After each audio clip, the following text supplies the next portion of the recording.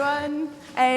First of all, thanks, John, for that talk. I really enjoyed that. That was great. And big thanks to Mal and Tom and Co for having me. Just a little bit about me, first of all.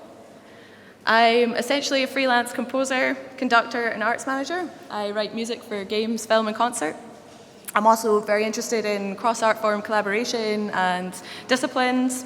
So I work as a tutor and musical director with organisations like Absolute Classics, Youth Music Charity Tinderbox Project, and I've also explored interesting events that look at sound, music, and other art forms with Edinburgh Game Symposium and a band that I run with a pal of mine called Mantra Collective, where we look at game music and film music, but also exploring film projection and other types of how you can interact with other different types of art as well.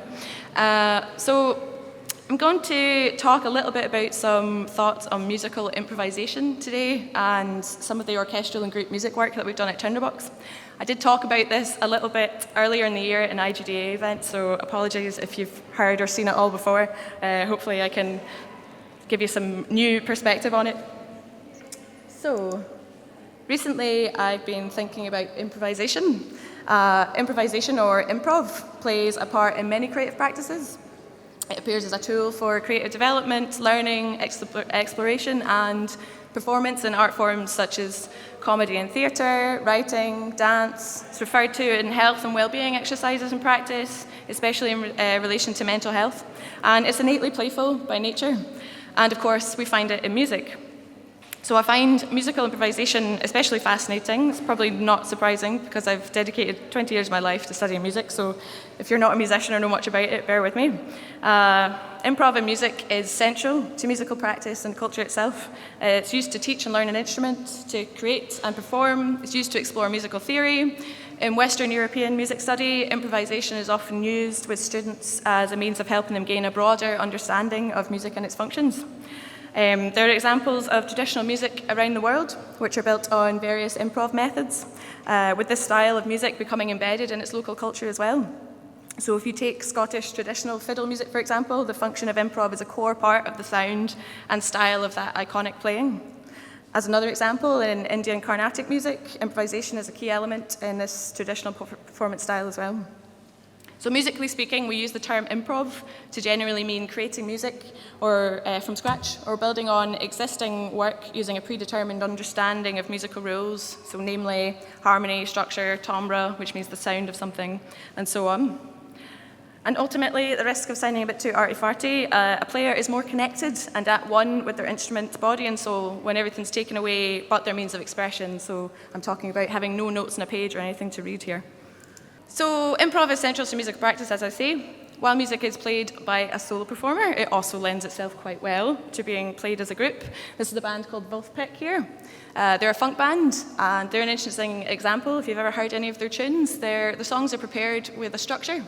But within that structure, there's lots of freedom for improvisation. They don't play everything the same way each time, and it's very important that they communicate and interact with each other as a musical group. So because it's so important and an essential part of interacting musically with other people, when it comes to professional music, the act of improvising itself to a high standard can become an art form in itself, with musicians striving to create a stimulating and satisfying experience, whether the purpose is for recording, performance, creation, or just the satisfaction of the performers themselves. The problem then comes when the bigger the group is and the more varied the instruments are that are involved, then the more challenging this can become. And if you throw in a wide musical ability range, like you would with a youth orchestra, say, it can become quite daunting and inaccessible, both for the performers and the audience. So, is it possible to improvise with a whole orchestra full of people from all sorts of backgrounds and abilities, like we would find with the Tinderbox project? A collection of instruments for whom parts and scores are usually carefully prepared beforehand, so that each instrument complements and enhances the experience without getting in the way of each other. So what I'm referring to there is orchestration. And then there's the additional need for a conductor role, because with a large orchestra, simply put, the players may not even be able to see each other, and so a central leader becomes very necessary to hold it together.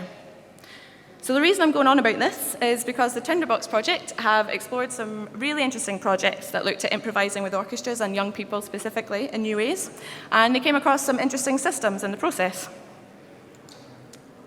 So this is a photo of some members of Tinderbox Orchestra. In 2012, a bit before joining Tinderbox myself, they ran an improvisation course for young musicians, and that saw various musical facilitators come in to lead improv workshops. The idea was to teach young instrumentalists form of improvisation and how it can be used musically to help them better understand their instrument and to build their confidence. It also helped with a common symptom of classical music tuition, as opposed to what you might find in more popular music study, which is that musicians can develop a dependence on reading notes, which can lead to the idea of playing an instrument without notes to read seem very daunting, which is kind of counterintuitive to what it is they're doing. So this particular improv course was partly inspired by a project with the Bays and the Heritage Orchestra. That's Jules Buckland there. He's a conductor and works with the Heritage Orchestra. And this saw composer Simon Hale, who incidentally was one of the composers of music from Ellie Noire, and John Metcalfe, who composed music from scratch. And they did this electronically using a notation software called Sibelius. And then that was passed on to LCD screens that were in front of the musicians themselves in the orchestra. And then the conductor, Jules, shaped the performance dynamically. So he was there to control it and make it musical. So I'm about to show you a little video that shows a little snippet of this. The whole video is a bit long for this talk, so this is just a little bit. But if you're interested, check it out. It's really interesting. Well, they asked me here in Liverpool to programme this Fresh Festival, which is the opening event of their capital of culture. And it was about contemporary music in its broadest sense, working with improvisation, of course, whatever type of improvisation, you know, whether it's jazz, electronic, or Indian classical music, or whatever, vocal improvisation. You're jumping into a kind of void and hoping that something's going to float. Bays have been going about 7 years, without support of any label, any product we sell, just simply on the back of our performances. Don't rehearse, don't release records, just get up and just capture a moment. And we thought about 3 years ago, just to make things even more difficult for ourselves, we'd see if we could take our improvising project and combine it with an orchestra. You know, nobody likes to see anything more than a high wire act without a safety net. And so it may sound like a very risky thing, but I think from the audience and from all of us participating, that's where the pleasure and the excitement lies.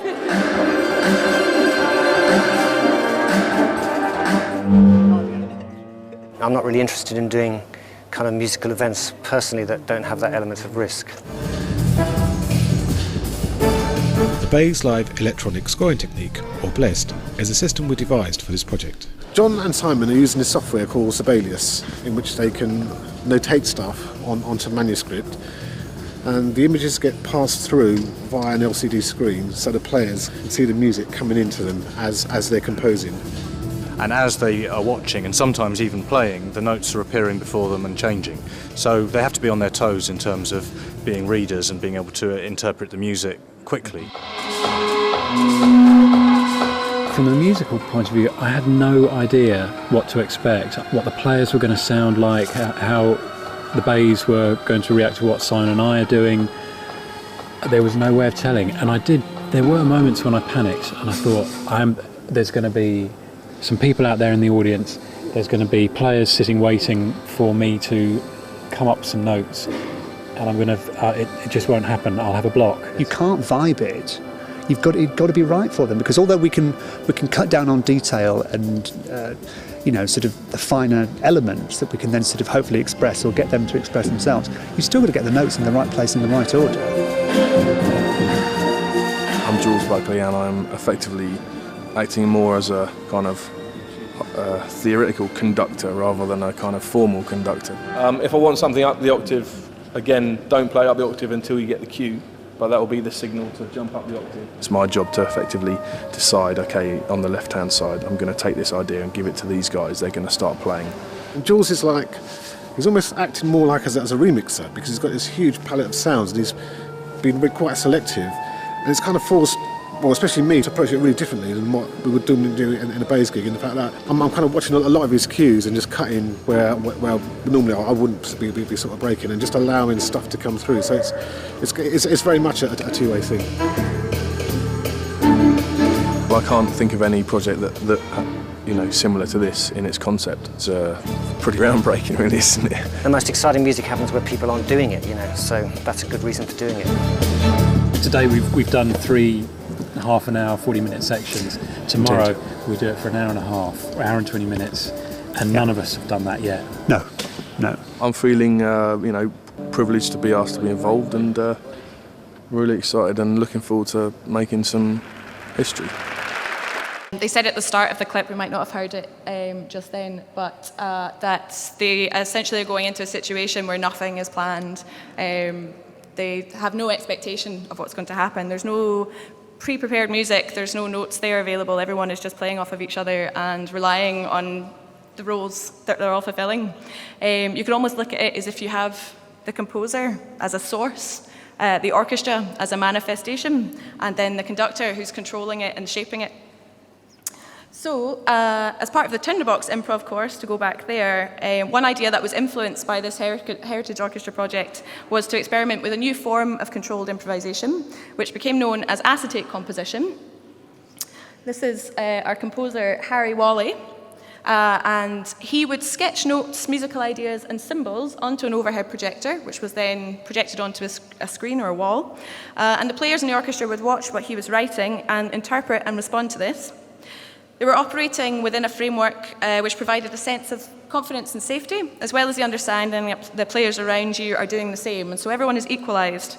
The technical ability of each player then becomes much less important, as players have the freedom to simplify or change what they see written in front of them as it suits them.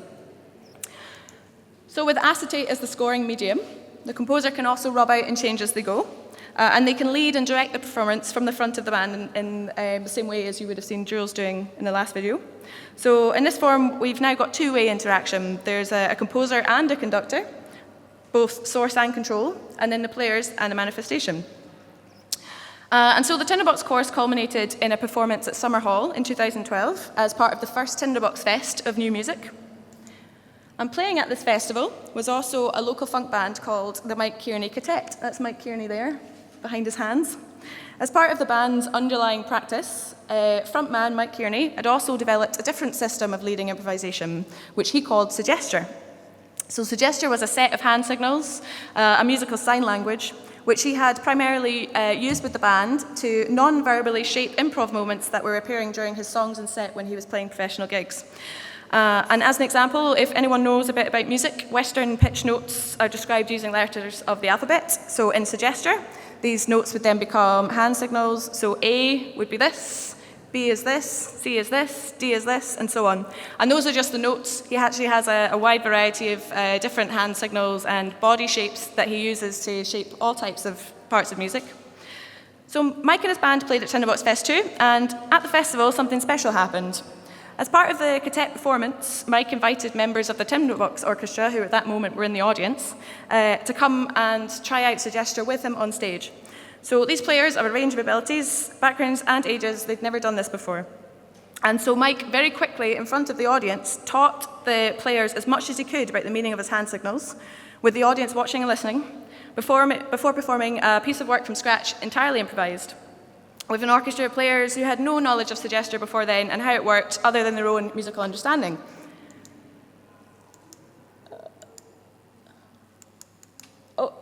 Back one. There we go. So the result was electric. Musicians of all shapes and sizes, some of whom had never played together before, creating a mesmerizing piece entirely from scratch using nothing but hand signals. So the Suggesture equalized the playing field and made it accessible. Importantly, the audience were part of this experience too, as they understood the stakes at hand, having watched Mike explain the signs there and then. So following this, Tinderbox wanted to learn more about Suggesture, and so after this festival, a special workshop with Mike was arranged. And Mike also filmed a series on Suggesture teaching its process, which shows some of this workshop. Suggesture is an extraordinary and extremely innovative improvisational system that you can work with young people of different ages and ensembles of different sizes, from small bands to big orchestras. It's really good fun, it's led in amazing ways, and it's just a brilliant thing to have involved in Tinderbox, and I'd love to see it grow and develop in the future. Mike Kearney brought the Suggestion system to Tinderbox project, having worked on it quite a lot with his band, The Quartet, and it's an extraordinary system using hand signals that he works with his band. The way Mike runs the workshop is extraordinary. It's just so accessible. It's so fast-paced. Everybody's completely on their toes. Everyone's almost sort of shocked at how quickly it's going and just grappling to keep up, but managing to do it, and it's a really exciting experience. And the end result is that we end up improvising all sorts of music, from kind of orchestral soundscapes to big funk grooves to horn lines, string lines, and there's just an amazing array of symbols. It's an extremely well considered, well thought out, and well put together system, and it's growing. It's fun to play with because you don't know what you're going to do. You don't know what's going to happen. You don't know what musical situation you're going to be in, and it's a really good incentive to not prepare things ahead of time. Because something that you learn pretty quickly as an improvising musician is that if you try and get your new thing that you've been working on into a solo, everything else around that thing in that solo will suffer because you're determined to put that new lick in. It never works. It never works as much as just giving yourself up to the moment and just throwing everything else away and just trying to keep your ears open and play.